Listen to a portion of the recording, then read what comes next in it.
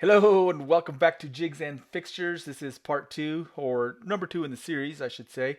I have more to show you, including an effective and maybe a little crude way to create a thumbnail profile on the tops of these chair backs or crest rails, essentially routing this profile on a compound curve. Anyway, yeah, let's get going.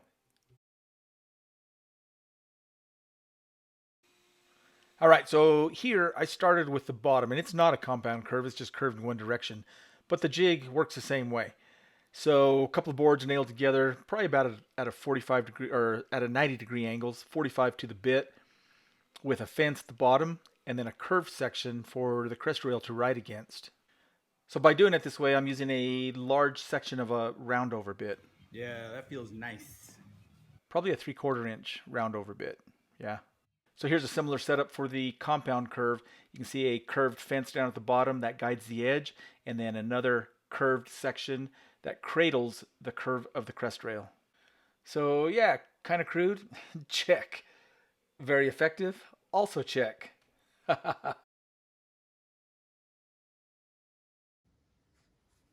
This fixture, sanding box, I guess you'd call it, I absolutely love. It's not exactly how I want it. It needs remade, redesigned just a little bit, little tweaked, but for the most part, it's fantastic.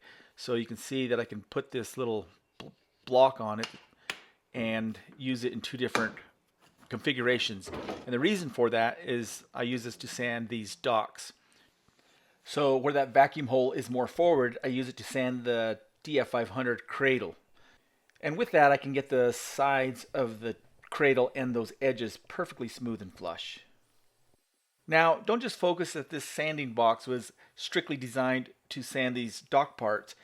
The concept is what you should be looking at. This could be applied to many different situations, right? Fantastic for production work. Here you can see I've turned the box around, the hole is moved rearwards, and now I can sand the cradles for the XL700. You can see I have a low raking light, so I can easily see the difference between the edge and the face of those materials. And so yeah, with a hole in the vacuum box and another hose plugged into the back of the sander, I can keep most of the dust out of the air. This next fixture, or set of jigs I guess, you may have seen on my Instagram or in another YouTube video. Maybe you have, maybe you haven't, I don't know. But this thing is amazing and works incredibly well. This is an older video and I now have an even bigger collection. Now I'm not going to go into detail on how I make these. I'm going to show you how I cut that curve, but I will leave a link to a YouTube video called Belt Sanders, Tips and More.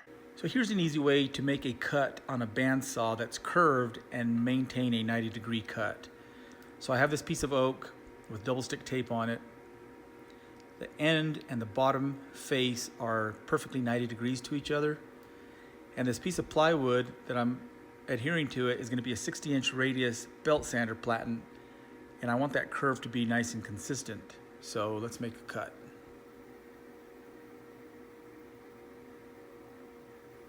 This part is sped up 6 times.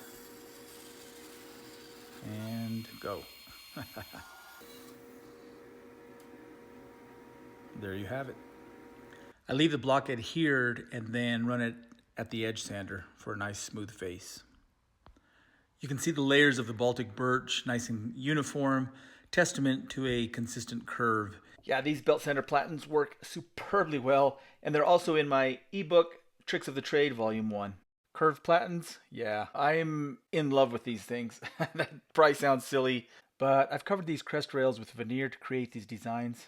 I've spent all this time doing this marquetry.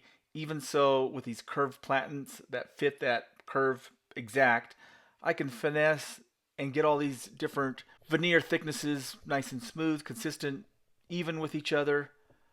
That would be probably tricky to do, or a lot of hand sanding. I could use a scraper, but you have to be careful because you have grain going in all different directions. But a curved belt sander platen on something like this, man, that is amazing.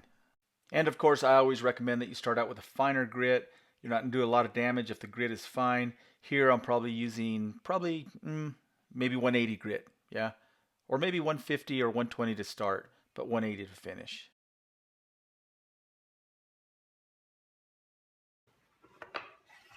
All right, so here at my shaper, and incidentally for those of you that don't know, a shaper is essentially a large router table, yeah? And this jig is certainly not anything new, but I do like my jigs multifunctional, at least the ability to create two functions. In this case, the front of the chair leg and the back of the chair leg with the same jig. And of course here I've marked where the excess needs to be cut at the bandsaw. And this is just a sample, and it's always a good idea to leave plenty of lead-in edge on the jig so that the bearing contacts early, well before the cutter reaches the material to be cut. A bit of a heavy sled also helps reduce vibration. And here's a bunch of chair legs lined up like soldiers. By the time I was done with these chairs, I'd built 9 of them, so I had 36 legs. So production is key. Another similar fixture or jig, and you can see that there's sandpaper where the clamping action happens. And even though this chair component is curved, the bearing is riding on the jig, of course, and the bit is tall enough to accommodate that curve. And this particular bit is a spiral cutter known as the Big Daddy bit. And I'd rather have an even larger bit because remember, the larger the bit, the smoother the cut, less vibration. And still here at the shaper, this is the last of the chair jigs, at least at the shaper. And I added Formica to this one just for better wearability, right? A little bit smoother. And I added this block, and with that, it'll reduce chip out on this tailing end. That goes right in place like that. Snap, that clamps down. That should work fantastic, yeah? Okay, so a little detail here. I'm creating this little chamfer so that the corner block on these chairs can engage into that. There will be an apron here and an apron here. And to do that, I just, here at the router table, I got a bit like this, but it's a little bit larger diameter. And a simple V-block cradle goes on there like so. And let's fire this up and see how it works. A lot of times when I'm creating a jig, I try to visualize the cut that's needed and whether I need to use a bandsaw or a spinning blade or a spinning cutter. And I apologize, my arm's in the way a little bit here, but I'm simply sliding that chair leg into the cutter. Worked amazingly well. Now this jig is kind of specific for the dock, but it works so well, let me show you. Anyway, there's this curved piece of wood, there's 2 of them. They're shaped a little bit different. One goes around the switch and the speed control, right? Sandpaper on them so they'll grab, gription. I'll put one on each side and then use a clamp to hold all that in place. Now, if this seems a little sketchy to you, by all means, don't do it. But me, personally, I've never had an issue or a problem. The blocks securely hold that in place. They're parallel. The clamp locks everything together. The motor can breathe through the vents on the sides. No issues at all. Alright, with the router locked down and secured, I have these little blocks of Baltic birch. They're angled 2 degrees on each side, and that 2 degrees corresponds with the jig. You can see it fits right into place. These pieces go in front of the dock for the DF500. If you're not familiar with the dock, you'd have to check that out. But essentially what I want to do is create a cavity or recess for my logo or emblem. So I start by setting the router where the bit just contacts the work. In other words, it is dead flush with the surface. And then this is my emblem, and this is paperback veneer. They're about 1/32 of an inch or 30 thousandths. And I want that emblem just slightly below the recess, slightly below the cavity. So I'm adding a couple of pieces of tape, right?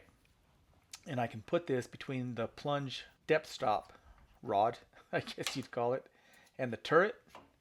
And that will ensure that I will be plunging down exactly that dimension. And next, I need to keep the release handle disengaged or engaged, however you want to look at that. I want the plunge router to be able to slide up and down without having to release the handle. Something like that, okay?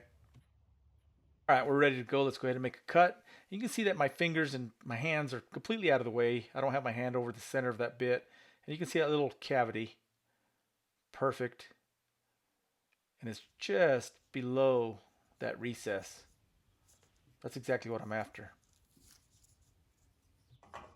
And here is another jig or fixture, very similar, and this one is for the XL700. Same thing, create a recess for my logo. I'm sure most of you, or many of you, are wondering, why not just use a Forstner bit at the drill press? Well, think about this. Plywoods they vary in thickness. So if I'm referencing off the base or off the table at the drill press and my plywood thickness is different, that means I'm going to drill different depths. By going off of the face of the material, everything comes out perfect. All right, there you can see just how beautiful it looks. Here it is in the DF500 and here in the XL700. If you're not familiar with the dock, essentially it is a cradle to hold the Festool Domino. It is a fantastic addition to the Festool Domino either machine. I'll leave a link in the description to another video and you can check out the dock in action.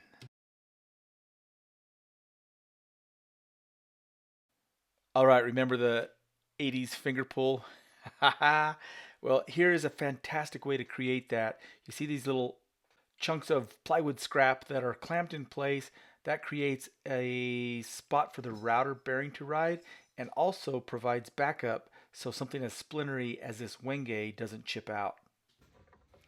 And yeah, you probably already saw this in a recent video, these speaker stands, speaker tables, maybe. But I needed that finger pull to access this drawer. Fabulous.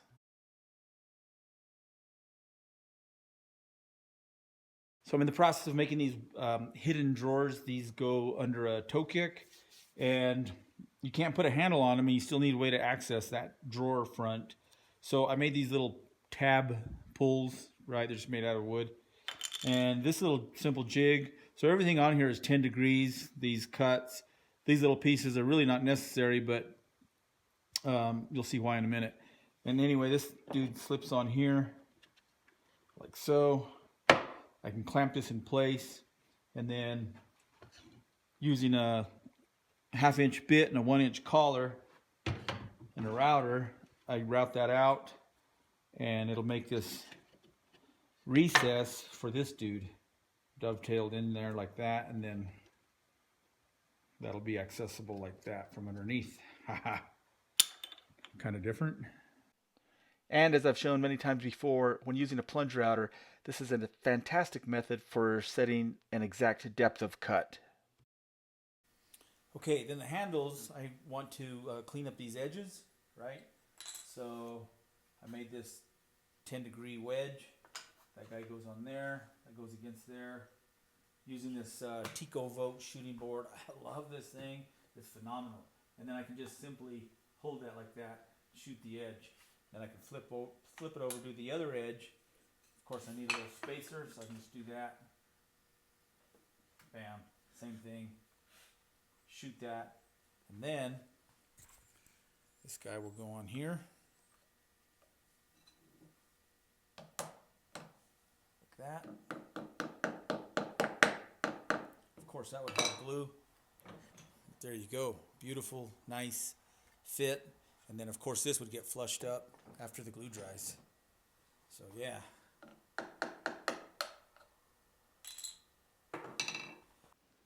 And you may have seen this before, but I always like showing the finished product that the jig helped create. So, nothing tricky here. Top drawer, bottom file drawer, middle drawer. Yeah, looks pretty normal, but wait. Yeah, man. Concealed as part of the rail, and then here's where that handle went on that bottom drawer. Hidden or concealed drawer, I should say. And here's one of the finished pieces. There's a large bookcase, matching bookcase behind it, and here I'll show you the texture up close.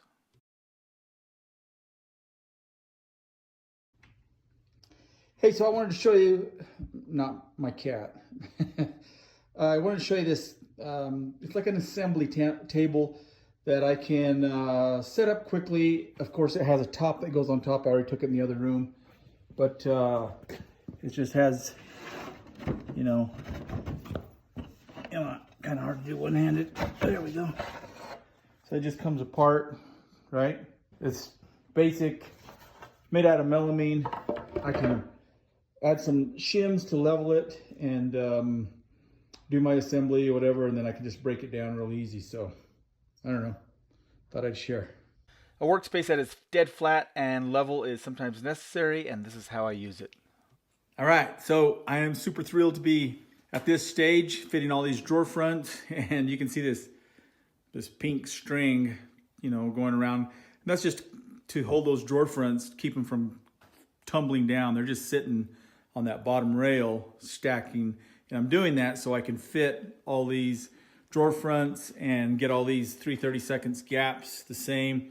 Of course, when I go to install these, there'll be a 3/32 gap between them on the height. But a little bit of a challenge, well, for me, to get everything even, this direction, front to back, all those spaces, 3/32 gap around the side, the bottom. But coming along good, making good progress. Not exactly a jig, but certainly a useful fixture in my shop when accurate assembly is required. Yeah. All right, here's another simple jig here at the edge sander, and I'm simply just knocking off the corners off the fronts of these stock faces.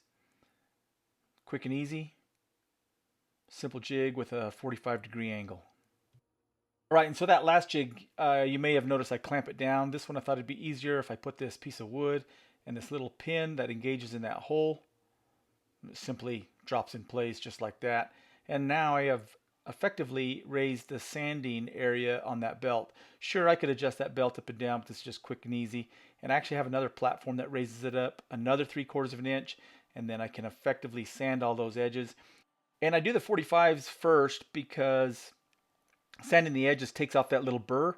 Then after that's done, I chamfer all the corners all the way around. That's like 16 facets and way faster than a router and already smooth. So yeah, very effective.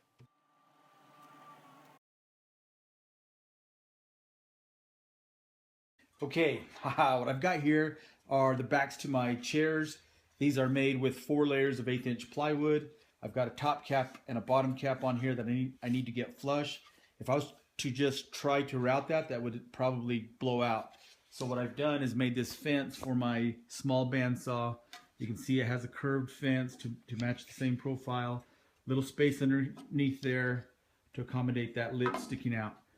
And then once I get this concave side done, I'll reverse the blocks in the fence to cut the convex side. So let's see how that works.